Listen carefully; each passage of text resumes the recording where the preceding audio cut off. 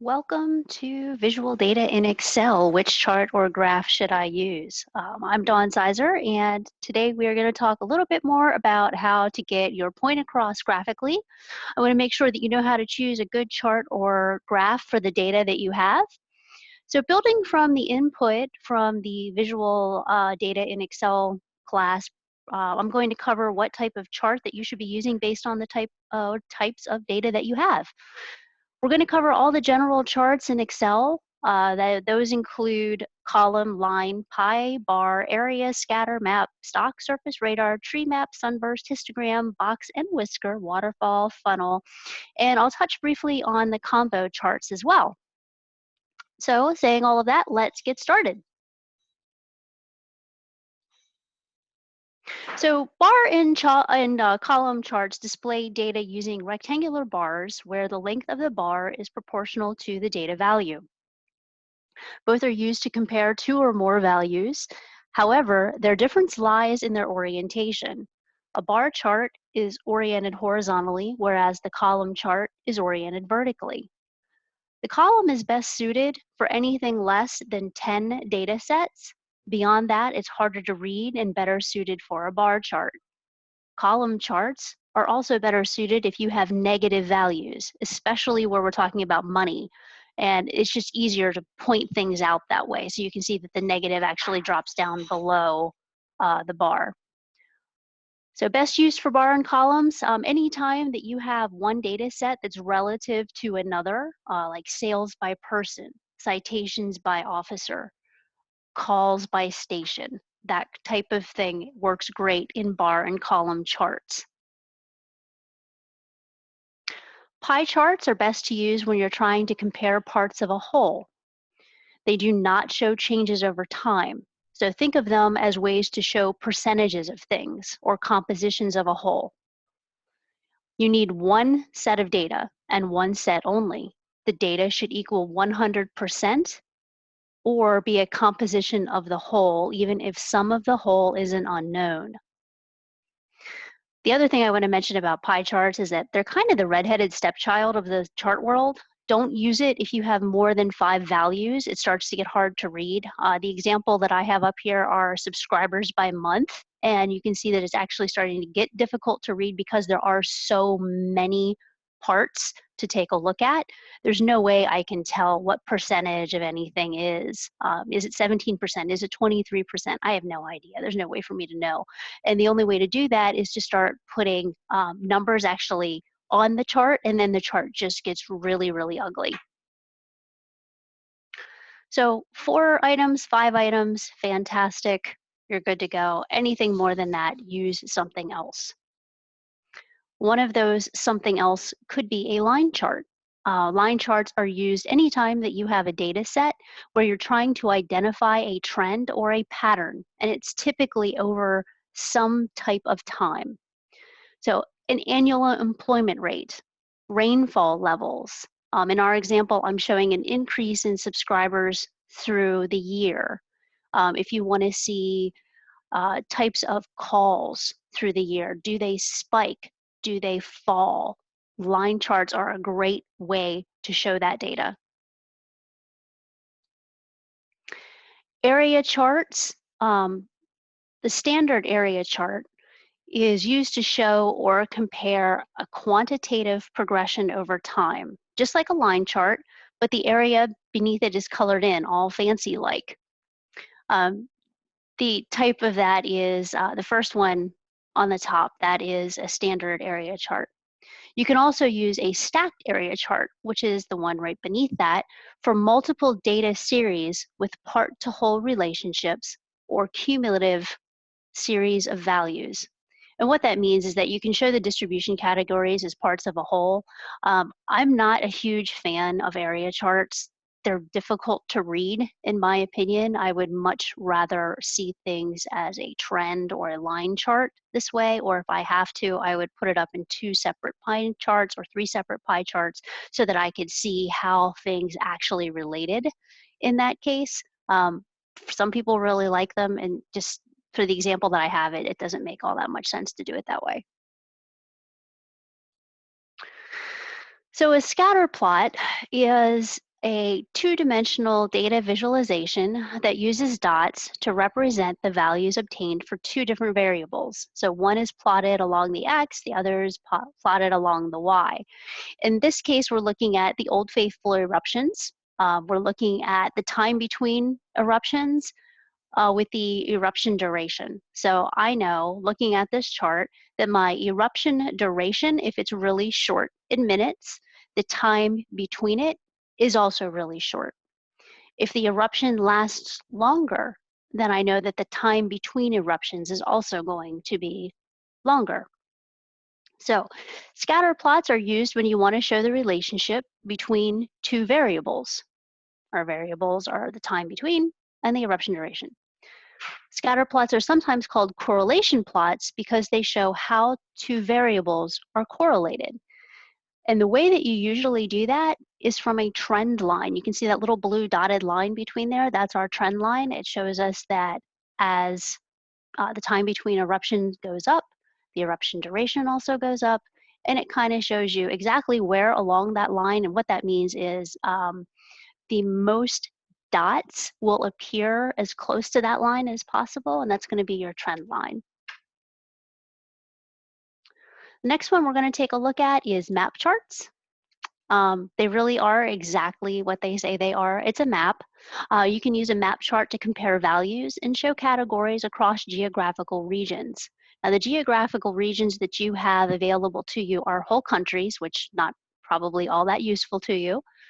Regions inside of a country, again, maybe not all that helpful unless you're comparing yourself to a different region. States, starting to get a little bit more regionalized here at that point. You can compare your state to another one. And you can also start talking about counties or postal codes. Postal codes are probably as small as that you can get with map charts. So when you're looking at maybe crime statistics, you can compare the types of crime per postal code to give you an idea of where things are happening. Or maybe you want to see where crashes are happening. And you can look at it from that perspective as well. And that'll give you the data for that, as long as you have the postal code or the address where something happened. Next one we're going to look at is a surface chart. Three-dimensional charts, in this case is a surface chart, let you plot two series of data points across several dimensions. It can be a little bit more complex to use, but with the right data points, two series with a clear relationship, the visualization is kind of nice. So think topographical map anytime that we're talking about a surface chart. So things that this can be used for, oops, jump back here, are the magnitude of a disease outbreak going against age and time that the person has been sick. You would see the peaks and valleys there. The tensile strength measurements of different items, signal gain or degradation with temperature changes. If you want to take a look at the triangulation of types of crime and severity by area, this would be another way to do that. A bubble chart is similar to the scatter plot. The difference is that the area that you're representing is three-dimensional in this case, and the size of the dot is the representation of the data. So in our example, we can see what the averagely monthly salary is for the typical person in the 10 richest countries in the world. So I know that China and India both have more people than the United States based on the size of their bubble. And I can also tell you that, based on that chart, that their average salary is low. So even though the bubble is enormous, that's because they have a lot of people, their average monthly salary is low. And if you take a look at the United States, I can see that the average monthly salary is somewhere between $3,000 and $3,500, and that our gross domestic product is about $15, I think, trillion dollars. I don't know if it specifies, but either way, I can tell all of that from a bubble graph. Next one we're going to take a look at is a radar chart. So radar, spider, or web charts, whatever you want to call them, are used primarily to visualize concentrations of strengths and weaknesses. Now, these are fantastic when you're looking at performance analysis of employees, performance analysis of a piece of equipment, any type of performance analysis, it's great for. If you have other rating data that you can use, that's also really good for, and it can go across multiple categories. So if we're looking at the top one, we're looking at the categories of administration, sales, marketing, development, IT, and customer support. And we're looking at how the budgeting and the actual allocated spending relates to all of those departments. So we can see that our allocated budget is the blue line, the actual spending is the red line, and we can see where we're at any given point. So we know that our IT spending, our allocated budget, is actually somewhere between, um, let's see, 20 and 30. I'm hoping that's in the thousands. And our actual spending is somewhere between 10 and 20 right now. Other things that it can be used for, in this case, it's a customer satisfaction kind of thing. We know that based on the amount of revenue that we have, the customer satisfaction, the number of employees, our current stock price, and our 2004 profit, it's an old chart, but it checks out. We know that the amount of money that we spend does not necessarily give customer satisfaction. It also does not necessarily mean that we have the most employees when we make the most money, or that our stock price is at the highest when we make the most money. So things to think about as far as radar charts. Again, they are used primarily to visualize concentrations of strengths and weaknesses. It can be across a number of categories, and they are fantastic if you're looking at performance analysis. Tree maps are the next ones. Tree map charts provide a hierarchical view of your data, and it makes it easy to spot patterns, such as which items are a store's best sellers.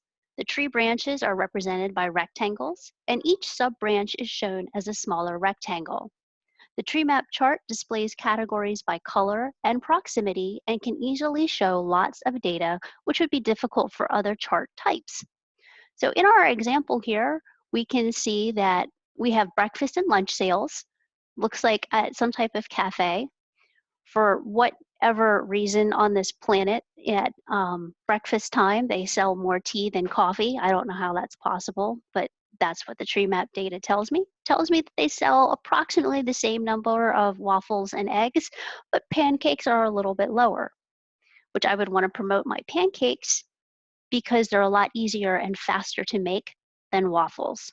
So if I was somebody that owned a cafe, when I look at the data here, coffee is faster and cheaper than tea. Pancakes are faster and cheaper than waffles. So I would want to promote those two items more so than the others and see if my sales changed and therefore my profits went up. So that said, tree map charts are good for comparing proportions within the hierarchy. However, tree map charts aren't great at showing hierarchical levels between the largest categories in each data point. So I don't know exactly what my data points are, but I can tell you that waffles have a bigger amount in my chart, but not how many. So you could be charting types of callouts by time of day, what each department spends the most money on. That's the type of things that a tree map chart is good for. When you don't need exacts, but you need to see the data at a glance, tree map charts are great for. Other charts that are similar to the tree maps, but have a little bit more data in them are called sunburst charts.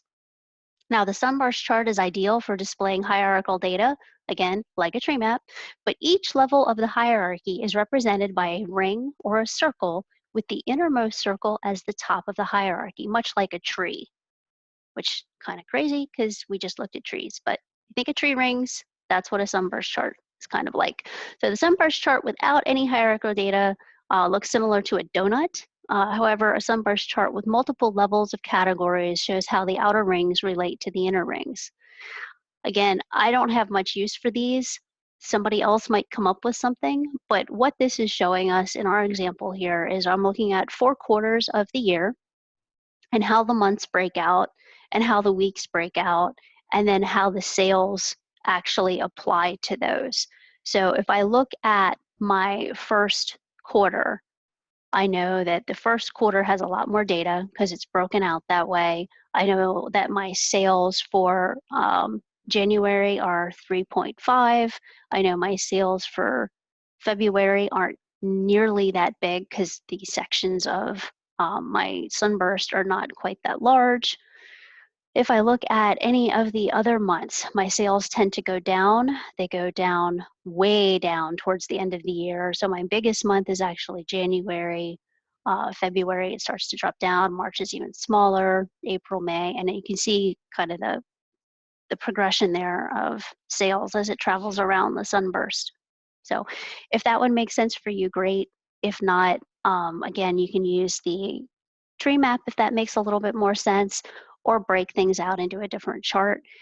Probably a line chart would work out for what most of you are going to do because you're looking at something over time, and typically you can put more than one line on a graph at any given time, so you can look at multiple data lines on your graph over time. Next thing I'm going to show you is called a histogram. These are commonly used for statistical analysis. So what a histogram is designed to do is automatically display the frequency within a distribution. In this example, the horizontal axis represents book price. In each column, which are called bins in a histogram, it's going to show the number of books within a given price range. Here we see that this bookstore has a good distribution of books, both high-end and low-end. And there's lots of things in the middle, which is typically what you want in a situation like this. So anything where you have a range of things where you can chunk it into pieces for statistical purposes, a histogram is probably what you're going to want to use. Some things that you could use it for. If you know that you have chunks of time that you want to analyze. So we know that maybe our call volume for crashes, we know that it goes up when it gets cold because of the ice and snow. We can look at it that way. Or maybe we know that brush fires go up in the summertime, but we want to see just how far up, how frequent are they. We can chunk things into pieces and find out what month they happen most often and make sure that we train our staff properly in those months or right before those months because we know it's coming. So the next thing we want to take a look at, these are similar to histograms, but box and whisker shows distribution of information with the mean or the average inside of that distribution. So it gives you some key insights about the distribution, including range, quartiles, means, the outliers, which you want to know those two sometimes, like one of these things is not like the others, that's an outlier. And you get all of that information in just a couple of clicks. So in this example, we're able to compare the price distribution of books by genre. In this case, the box and whisker chart automatically groups books by their genre. It displays the characteristics of the distribution of pricing in a way that can easily be analyzed. And if you take a look, you can see that the book prices of romance have a wider range and is especially skewed by the one $300 item. That's our outlier. Other things that you would want to look at with a box and whisker chart, again, anytime that you're doing some type of statistical analysis of whatever it might be, but you need to know what the average of that thing is and what percentiles come into that. You might also need to know the maximum or minimum of whatever's going on at any given time. So when you're looking at maybe a crime statistic, I want to know how many people rob Quickie Marts and how much money they end up getting from the Quickie Mart.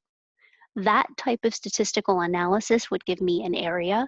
It would give me the type of Quickie Mart. It would give me the type of monetary value that they're getting away with. And it might also give me a demographic of the person. And all of that information could be put into a box and whisker plot and give you all of that data.